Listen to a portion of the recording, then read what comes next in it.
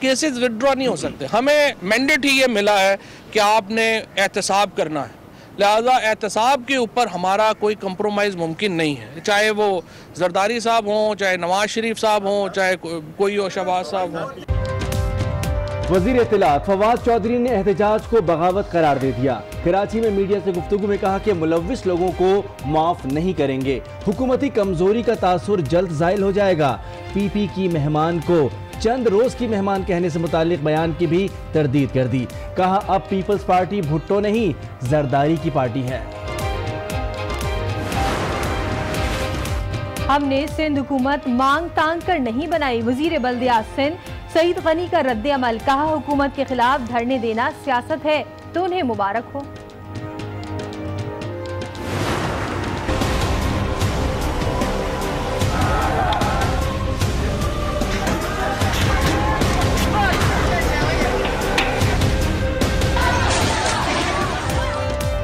पुरतशद्दुद एहतजाज करने वालों के गिर्द घेरा तंग। इस्लामाबाद पुलिस ने 11 मुल्जिमान को धर लिया। कराची में 12 मुकदमा दर्ज।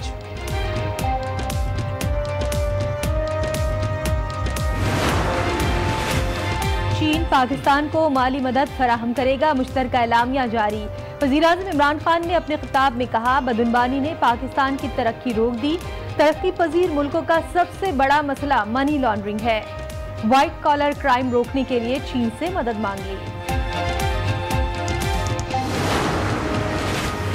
इमरान खान बीजिंग में खुद को फरिश्ता और दीगर को चोर की गर्दान करते रहे।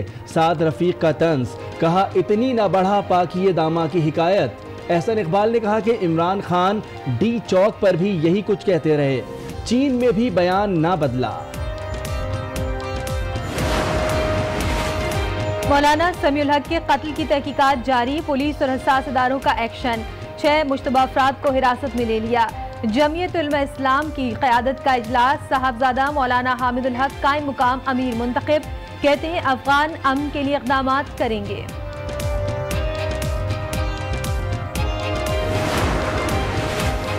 चीफ जस्टिस पाकिस्तान साकिब निसार की तबीयत NASA's. Rawalpindi institute of cardiology में जेर इलाज।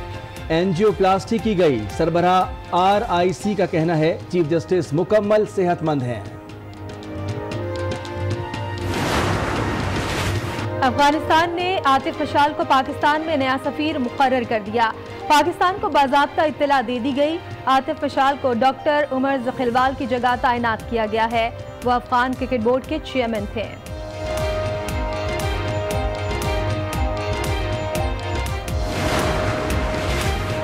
लाहौर में पुलिस की हेरा फेरी। जहनी मरीज उमैर की हलाकत का मुकदमा दर्ज ना किया। पुलिस पर हमले का पर्चा काट दिया। अहलकारों ने अपने दिफा में गोली चलाई। FIR में उमैर के कत्ल का जिक्र तक नहीं। ग़िज़ाई क़िल्लत से मिट्टी में नन्हे बच्चों की अमवात जारी। आज भी सिविल अस्पताल में 6 माओं की गोद उजड़ गई। रवा माह मरने वाले बच्चों की तादाद 13 हो गई।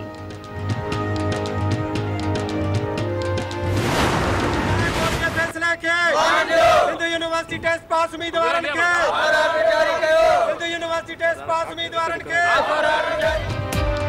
टीचिंग टेस्ट पास कर लिया, नौकरी फिर भी ना मिली। लाड़काना में उम्मीदवारों का बच्चों के हमरा एहतजाज। गले में रोटियां लटका ली। बच्चे बराए फरोख्त के नारे लगा दिए। 2009 में टेस्ट पास किया था।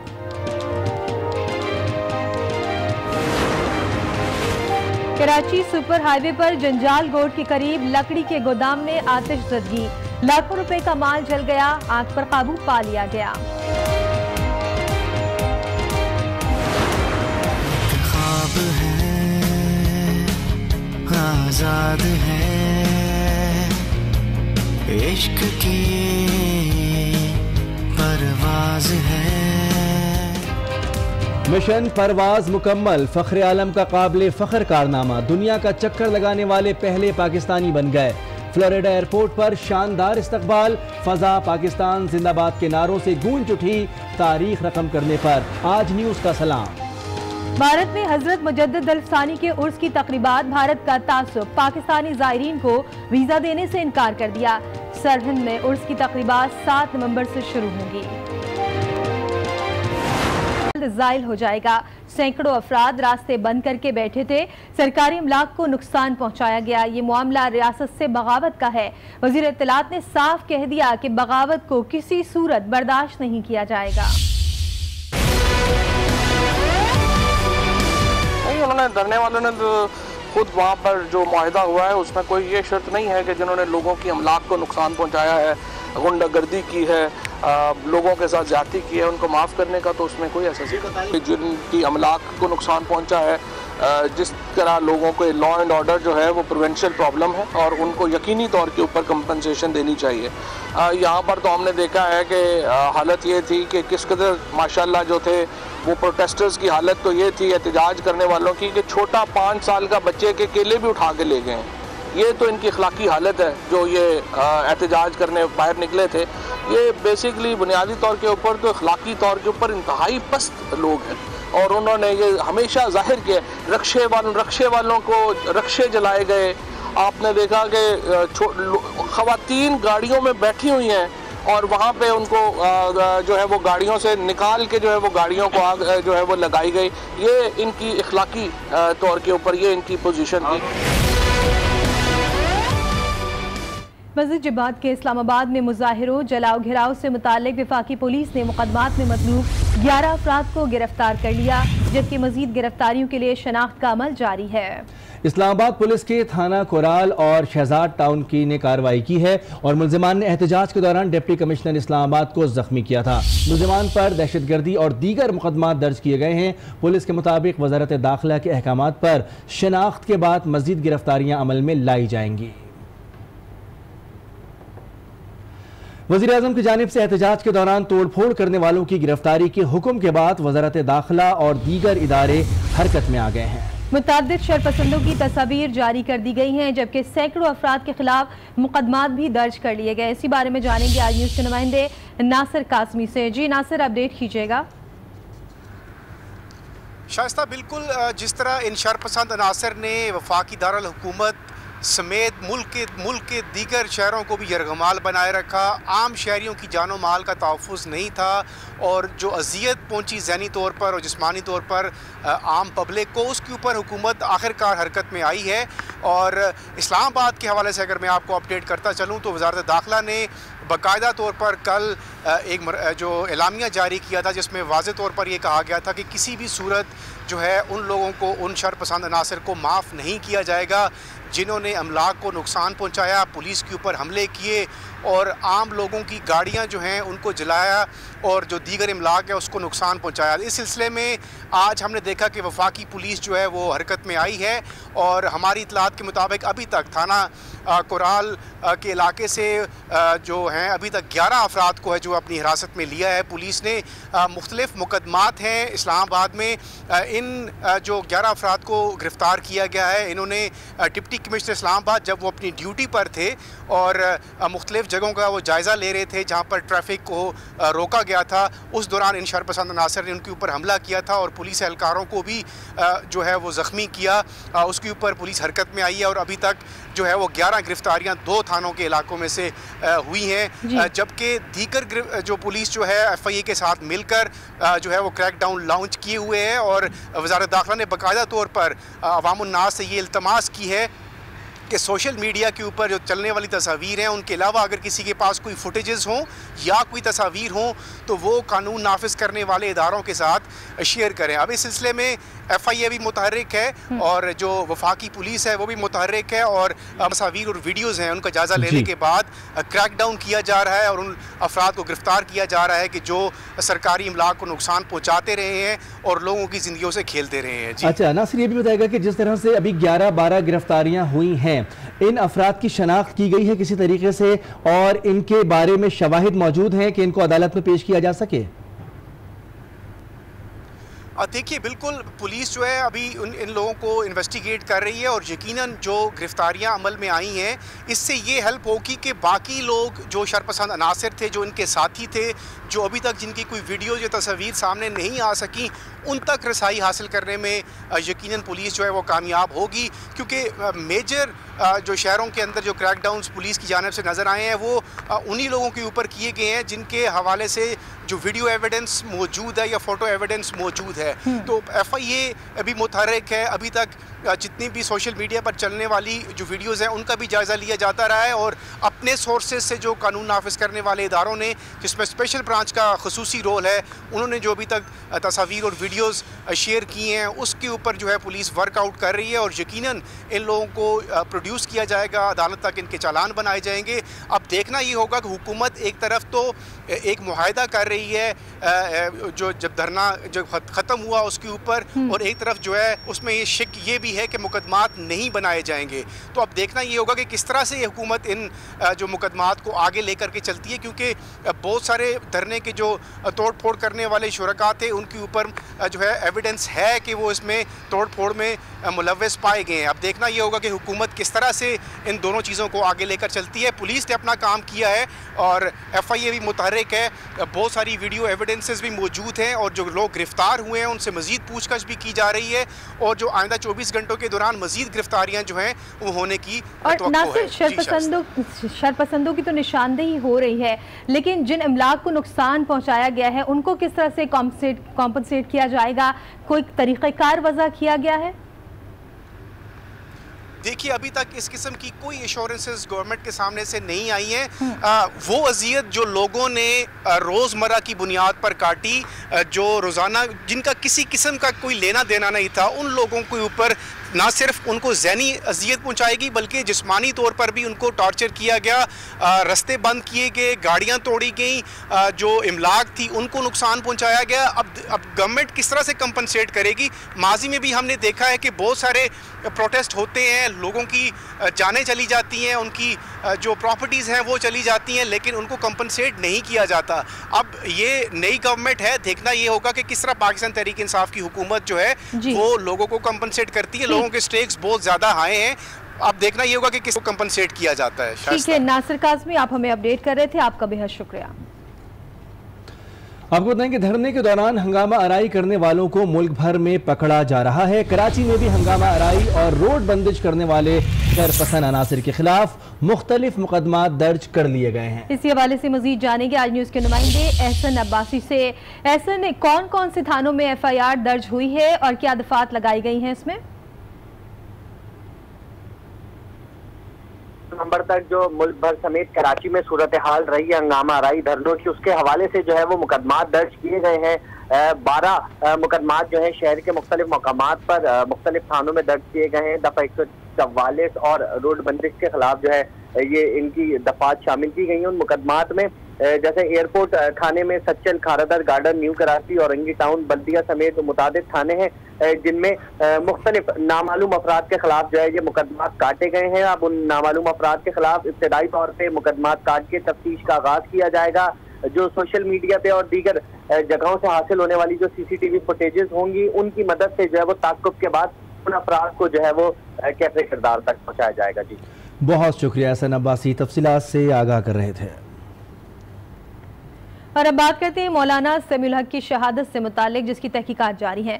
रावलपिंडी में हसास इदारों ने कार्रवाई करते हुए 6 मुश्तबा अफराद को हिरासत में लेकर तहकीकात शुरू कर दी हैं। ज़राए के मुताबिक मुश्तबा अफराद के फिंगरप्रिंट्स लेकर फॉरेंसिक लैब भिजवा दिए गए हैं। मौलाना समीउल हक के मोबाइल डेटा से मदद भी ली जा रही है। आपको बताएं कि मौलाना समीउल हक की शहादत से मुतालिक खबर दे रहे हैं, जिसकी तहकीकात में पेशरफ्त हुई है, और इसी वाले से आपको अपडेट दे रहे हैं कि मुख्तलिफ जायज़ा लिया जा रहा है, मुख्तलिफ पहलुओं का जायज़ा लिया जा रहा है, क्योंकि अब तक हसास इदारों ने कार्रवाई करते हुए 6 मुश्तबा अफराद को हिरासत में ले लिया है और तहकीकात भी शुरू कर दी हैं। और अब जिक्र सियासत का, जिसमें माहौल काफी गर्म है। वजीर इत्तलात फवाद चौधरी कराची में पीपल्स पार्टी और आसिफ जरदारी पर भड़क उठे हैं। कहते हैं कि सिंध के अवाम पीपल्स पार्टी की फरसूदा सियासत से तंग आ चुके हैं। विफाक ताउन खत्म कर दे तो सिंध हुकूमत मसाइल का शिकार हो जाएगी। मौजूदा पीपल्स पार्टी नाम की भुट्टो पार्टी है, दरअसल वो आसिफ जरदारी की पार्टी है। उन्होंने आसिफ जरदारी पर गरीबों के अकाउंट्स में पैसे डलवाने का इल्जाम भी धर दिया। कहा कि चोरों को जेल में डालने की बात करो तो ये लोग शोर मचाते हैं, मगर एहतिसाब सबका होगा। आप देखेंगे यहाँ पे जो फरसूदा सियासत है, जिसकी इस वक्त जो अमीन है वो आसिफ जरदारी साहब की पीपल्स पार्टी। इस पीपल्स पार्टी का ज़ाहिर है भुट्टो की पीपल्स पार्टी के साथ उतना ही ताल्लुक़ है जितना कि आप कहें कि आसमान और ज़मीन का आपस में जितना फ़र्क है, उतना ही इस पीपल्स पार्टी का जुल्फ़कार अली भुट्टो शहीद की पार्टी से ताल्लुक़ है। जुल्फ़कार अली भुट्टो ने तो और जब 70 की दहाई में एक गरीबों का रेवोल्यूशन बर्पा किया था, इन्होंने तो वैसे सिर्फ जो है मेरा ख्याल है जिस तरीके से इन्होंने गरीबों के अकाउंटों में पैसे डाले हैं वो शायद कोई थोड़ी बहुत उनका है। मेरा ख्याल में तो उन गरीबों को चाहिए कि आप मुकर जाएँ कि हमारे ही हैं पैसे।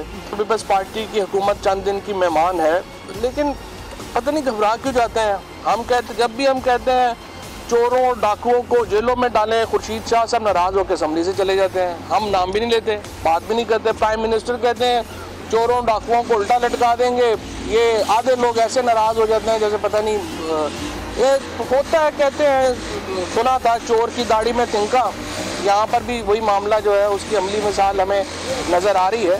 एहतसाब के ऊपर हमारा कोई कंप्रोमाइज़ मुमकिन नहीं, चाहे वो जरदारी साहब हों, चाहे नवाज शरीफ साहब हों, चाहे कोई हो शहबाज साहब हों। जी हाँ, कराची में फवाद चौधरी की गुफ्तगू आपने मुलाहजा फरमाई जिसमें उन्होंने खुलकर पाकिस्तान पीपल्स पार्टी को तनकीद का निशाना बनाया। इसी पर रद्द अमल जान लेते हैं पाकिस्तान पीपल्स पार्टी के रहनुमा सईद गनी का। सईद गनी साहब, बहुत शुक्रिया टाइम देने के लिए। फरमाएगा कि फवाद चौधरी साहब कहते हैं कि आसिफ जरदारी ने जाली अकाउंट्स में पैसे डलवाए, कितनी हकीकत है इस इल्ज़ाम में? देखिए, पहली बात तो ये है कि मैं खुद बार बार ये मुतालबा करता रहा हूँ कि जो ये अकाउंट सामने आ रहे हैं, कभी फालूदे वाले का, कभी रिक्शे वाले का, कभी किसी धोबी का, कभी सियालकोट में, कभी पता नहीं किसी और शहर में, तो ये हुकूमत के मातहत FIA का इदारा काम कर रहा है और वही डिटेक्ट कर रहा है कि अकाउंट्स में से पैसे निकल रहे हैं। बराए मेहरबानी ये भी पाकिस्तानी कौम को बताया ना कि ये पैसे हैं किसके। ये इस तरह से सिर्फ इतना बता देना कि पैसे निकले किसी के अकाउंट से, तो तासुर ये छोड़ा जाता है कि शायद ये पीपल्स पार्टी से या पीपल्स पार्टी की क़यादत से इन पैसों को भी वास्ता है, तो ये लोगों को धोखा दे रहे हैं। मैं आपको बताना चाहता हूँ कि ये जिस दिन पता चलेगा ना कि पैसे किसके हैं, तो खुद लोगों के सामने हक़ाइक़ आ जाएंगे। तो ये उनकी जिम्मेदारी है, इंफॉर्मेशन मिनिस्टर हैं, FIA को वो कहें कि वो सिर्फ ये ना बताए कि पैसे निकले, वो ये बताए कि पैसे किसके निकले। सईद गनी साहब, फवाद चौधरी ये भी कहते हैं कि सिंध में जो पाकिस्तान पीपल्स पार्टी की हुकूमत है वो चंद दिनों में ख़त्म हो जाएगी। इस बात से उन्होंने शायद बाद में थोड़ी सी इसकी वजाहत भी की है, लेकिन मैं समझता हूँ कि फवाद चौधरी साहब के साथ शायद उनकी याददाश्त कमजोर है या उन्हें कुछ चीज़ों को समझ नहीं आ रही। इस वक्त अगर आप गौर करें तो पंजाब में हो या वफाक में हो, PTI की जो हुकूमत है वो दूसरों के कांधों के बलबूते पर खड़ी है। उन्होंने मुख्तलिफ जगहों से लोगों को इकट्ठा किया है, मुख्तलिफ पार्टियों को इकट्ठा किया है, उनसे सौदेबाजियाँ की हैं, उनको वजारतें दी हैं, उनको ओहदे दिए हैं, उसके बाद कहीं जाकर इनकी हुकूमतें बनी हैं। जबकि पीपल्स पार्टी सिंध में तना वाज़ अक्सरियत के साथ हुकूमत में है। तो अगर हुकूमत जा सकती है किसी जमहूरी तरीके से, तो वो तो अक्सरियत की बुनियाद पर ही, जब अक्सरियत अपनी खोदे तो जा सकती है। सईद गनी साहब, वो कहते हैं 10 सालों में पाकिस्तान पीपल्स पार्टी ने सिंध के अवाम को कुछ भी नहीं दिया और सिंध में जो अवाम है वो पीपल्स पार्टी से तंग आ चुके हैं। ये बड़ी अजीब बात है कि तंग आ चुके हैं, लेकिन वोट पहले से पीपल्स पार्टी को ज्यादा दे रहे हैं। और ये तमाम जमातें इकट्ठे होकर भी तमाम गैर मरई ताकतों के बलबूते पर उनकी सपोर्ट हासिल करने के बावजूद भी पीपल्स पार्टी को सुबह सिंध में शिकस्त नहीं दे सके। और ये कराची शहर में तो एक एक शख्स जानता है जिसको सियासत की थोड़ी बहुत भी समझबूझ है कि PTI कराची से एक नशिस्त भी जीतने की पोजीशन में नहीं थी।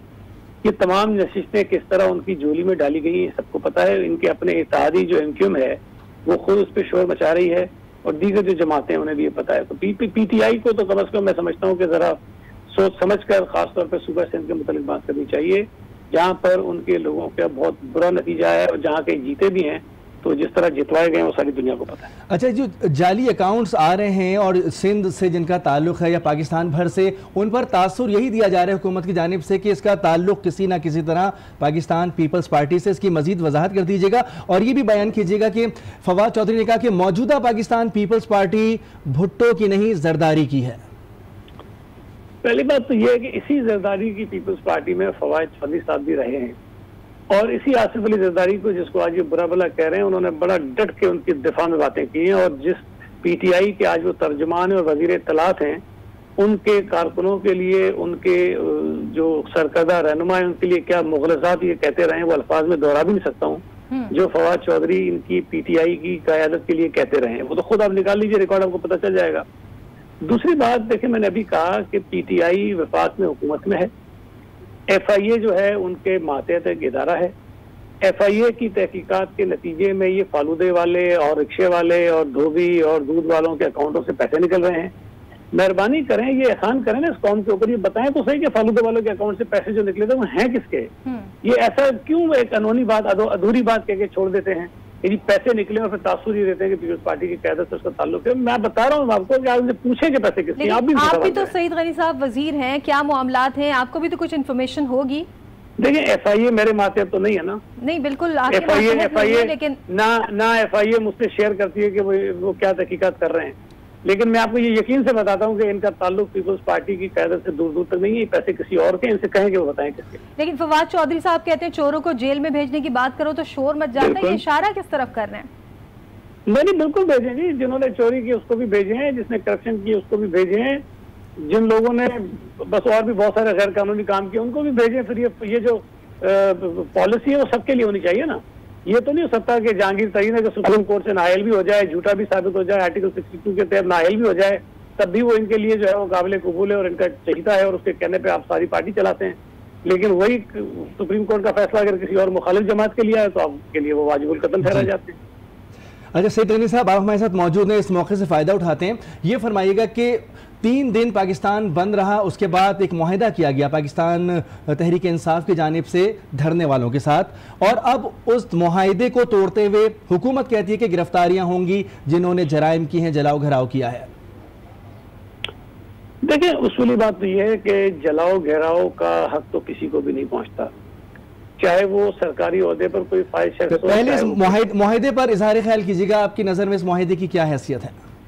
देखें, अब जब पीटीआई की अपनी हुकूमत, आपने खुद कहा कि वो एफआईआर भी कर रही है, वो गिरफ्तारियां भी कर रही है, वो सारी कार्रवाइयां कर रही है, फिर वो मुआहिदा तो किसी एक तरफ रह गया ना, उसकी तो फिर कोई वक़्त ही नहीं रही, तो अब उस पर कायम तो ये नहीं है। लेकिन सवाल ये पैदा होता है कि मैं समझता हूँ कि बुनियादी जो इशू उसमें है वो ये है कि क्या किसी मौजूद माशरे में किसी भी सबब से, वजह कोई भी हो, क्या किसी को जलाओ घेराव करना और किसी बेगुनाह शहरी की इमलाक को नुकसान पहुंचाने का हक है कि नहीं? देखिए इस मुल्क में अल्हम्दुलिल्लाह मुसलमानों की एक बहुत बड़ी अक्सरियत है और कोई मुसलमान उस वक्त तक मुसलमान नहीं हो सकता जब तक उसको खत्म नबूवत पर उसका ईमान ना हो। और जिस तरह कोई भी शख्स जो अलल ऐलान कहता फिरता है कि मैं आशिक रसूल हूँ, लेकिन बहुत सारे ऐसे लोग भी जो शायद ऐलान ना करते हो लेकिन नबी करीम से उसके इश्क का, उसके ताल्लुक का या उसकी जो मोहब्बत है उसको आप कम नहीं कह सकते इसलिए कि मुंह से नहीं कह रहे। तो मैं समझता हूँ कि इस मुल्क के तमाम मुसलमान, बल्कि दुनिया भर के मुसलमान जो है वो नबी करीम सल्लल्लाहु अलैहि वसल्लम की ज़ात से मोहब्बत करते हैं, इश्क करते हैं, जितना उनका एहतराम होना चाहिए किसी भी तरह से करते हैं, लेकिन उनके नाम को लेके किसी बेगुनाह पाकिस्तानी शहरी की इमलाक को नुकसान पहुंचाना जिसका कोई ताल्लुक इस पूरे इशू के साथ नहीं था, ये मैं समझता हूँ कि नामुनासिब कमल था और वो किसी को भी इसका नहीं पहुंचा। बहुत शुक्रिया सईद गनी साहब। पाकिस्तान पीपल्स पार्टी के रहनुमा इजहार ख्याल कर रहे थे और फरमा रहे थे कि कोई ताल्लुक़ नहीं है ख़त्म नबूवत के मामले से जलाओ घिराव का, और जो लोग इसमें मुलव्विस हैं उनको यकीनी तौर पर सज़ा होनी चाहिए। और अब बात करेंगे वज़ीर आज़म के दौरे चीन के मुतालिक, जिस दौरान पाक चीन मुज़ाकरात का मुश्तरका एलामिया जारी हो गया है। एलामिया में कहा गया है कि पाकिस्तान वन चाइना पॉलिसी पर यकीन रखता है, जबकि चीन पाकिस्तान को मौशी बहरान से निकालने के लिए हम मुमकिन ताउन करेगा।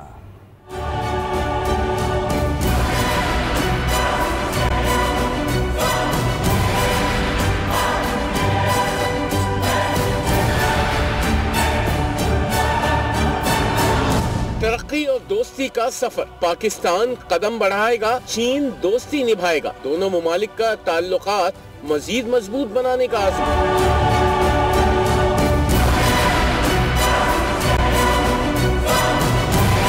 वज़ीर आज़म के दौरे चीन के मौके पर दोनों मुमालिक के दरमियान मुज़ाकरात का मुश्तरका एलामिया जारी कर दिया गया। एलामिया में बताया गया कि चीन पाकिस्तान को बहरान से निमटने के लिए माली मदद फराहम करेगा। सी पैक को दरपेश खदशात और खतरात से मुश्तरका तौर पर निमटा जाएगा। दोनों मुमालिक दहशतगर्दी और इंतहा पसंदी के खिलाफ मुत्तहिद होकर लड़ेंगे। हालात जैसे भी हों, दोनों मुल्कों की दोस्ती मजबूत रहेगी।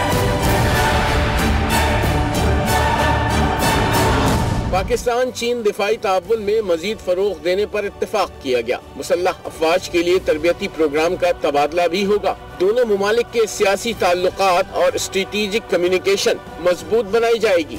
एलामिया के मुताबिक अफगानिस्तान के लिए सहरुकनी मुज़ाकरात का दौर रवां साल ही होगा, जबकि दहशतगर्दी के खिलाफ जंग में पाकिस्तान की कोशिशें काबिल तहसीन है। अक़वाम मुत्तहिदा और FATF को सियासी मकासद के लिए इस्तेमाल नहीं होना चाहिए।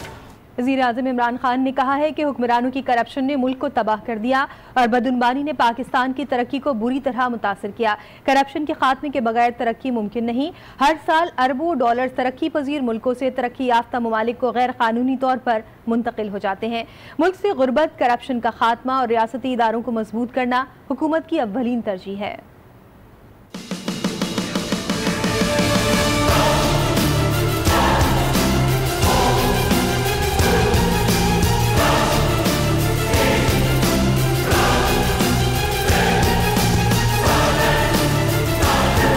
Last 15 years. पाकिस्तानी मईशत दहशतगर्दी के खिलाफ जंग से मुतासिर हुई। CPEC पाकिस्तान के लिए इंतहाई अहम मौका है। हम पाकिस्तान में लोगों को गुर्बत से निकालेंगे। करप्शन तरक्की की राह में रुकावट है। बदउनवानी और मनी लॉन्ड्रिंग का खात्मा हुकूमत की अव्वलीन तरजीह है। वज़ीर-ए-आज़म इमरान खान ने बीजिंग सेंट्रल पार्टी स्कूल की तकरीब से खिताब में दो टोक पैगाम दे दिया। What affected Pakistan? Corruption Pakistan की तरक्की में रुकावट बनी, जिससे लड़ने के लिए सियासत में आया। बदकिस्मती से हुकूमती तबके की बदउनवानी और मनी लॉन्ड्रिंग ने मुल्क के लिए मसाइल पैदा किए और मनी लॉन्ड्रिंग की करप्शन की बदतरीन शक्ल है। वज़ीर-ए-आज़म ने इदारों की तबाही की वजह करप्शन बताई, साथ ही इदारों को मजबूत करने का अज़म भी किया।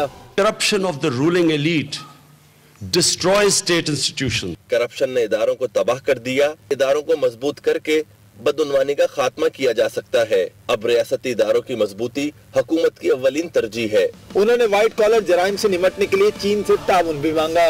What we hope to learn from China and with close contact with the government. हम चीन के तजुर्बात से इस्तेफादा करना चाहते हैं और व्हाइट कॉलर क्राइम से निपटने के लिए चीन का ताउन दरकार है। वज़ीर-ए-आज़म इमरान खान का कहना था कि पाकिस्तान को इस वक्त सरमायाकारी की अशद जरूरत है। CPEC पाकिस्तान के लिए इंतहाई अहम मौका है। मंसूबे से मुल्क में सरमायाकारी बढ़ेगी। वज़ीर-ए-आज़म के चीन में खिताब पर लीगी रहनुमा अपनी भड़ास निकालते नजर आए। ट्विटर पर तंज भरे बयान लिख डाले। What affected Pakistan, what stopped Pakistan from achieving its potential was one thing. Corruption of the ruling elite. The reason why countries are poor are not because they lack resources. Reason why countries are poor because the corruption of the ruling elite destroys state institutions. चीन में वज़ीर-ए-आज़म का खिताब, लीगी रहनुमा बेचैन हो गए। ट्विटर पर तंकीदी बयान जड़ दिए। साद रफीक ने शेर लिखा, साथ ही चुपता हुआ लुकमा दिया कि वज़ीर-ए-आज़म ने चीन में भी खुद को फरिश्ता और बाकी सबको करप्ट करार देने की गर्दान लगाई। एहसन इकबाल ने भी तंज भरा ट्वीट किया, लिखा मुल्क की बदख्वाइयाँ और अपनी बड़ाइयाँ। वज़ीर-ए-आज़म यही सब कुछ डी चौक धरने पर दोहराते रहे। रियाद में भी वज़ीर-ए-आज़म ने यही खिताब किया और अब